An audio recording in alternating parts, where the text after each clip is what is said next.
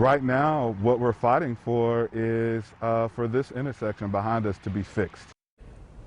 A man in Kernersville is on a mission to save lives by changing a state law he thinks puts people in danger. Now, the law in question is one that allows private businesses to choose whether they want to put automated warning devices at railroad crossings that cut through their properties. Yeah, this man believes this law is one of the reasons his father is not alive today. Fox 8's Jordan Brown joins us here in the studio to walk us through what happened and how he wants things to change.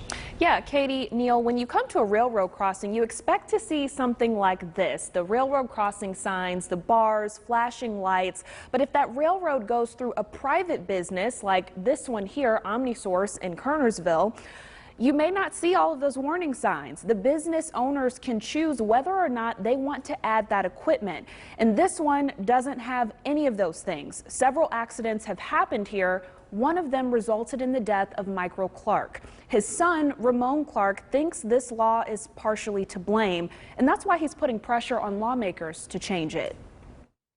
My father died by fire, and that ignited a fire in me and my family to push for change. For the last 3 years, Ramon Clark has been working to make sure what happened to his father never happens again. He came to OmniSource to deliver loads twice a day, and he was coming out of this driveway behind us, and in order to cross the railroad tracks, he had to make a sharp right turn. There used to be a blind spot of trees here, and unfortunately he didn't hear the train coming or see it coming, so when he crossed or got ready to cross, he was impacted by the train and the truck caught on fire. That was in August of 2019. Michael Clark had been a truck driver for 30 years. His death was a shock to the entire family. It hurt. This was very surprising and devastating for us. What was even more shocking was learning this railroad crossing had no lights, no sirens, and no railroad gate. And before Michael's death, there were at least 3 other non-fatal accidents in the same spot.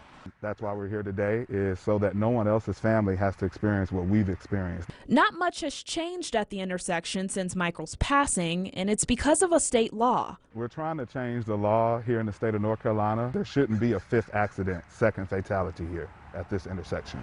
This stretch of road is owned by OmniSource Scrap Metals, a private business. According to North Carolina laws, private businesses are not required to have automated warning devices at railroad crossings. Unfortunately, you know, the North Carolina representatives see it as something that they can't change, but I believe that they can. Installing automated warning devices comes with a hefty price tag.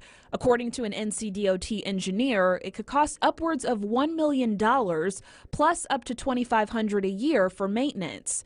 But after the death of his father, Ramon says there's no price tag you can put on a human life. We can't give up until it's done and until this is fixed, until it's corrected.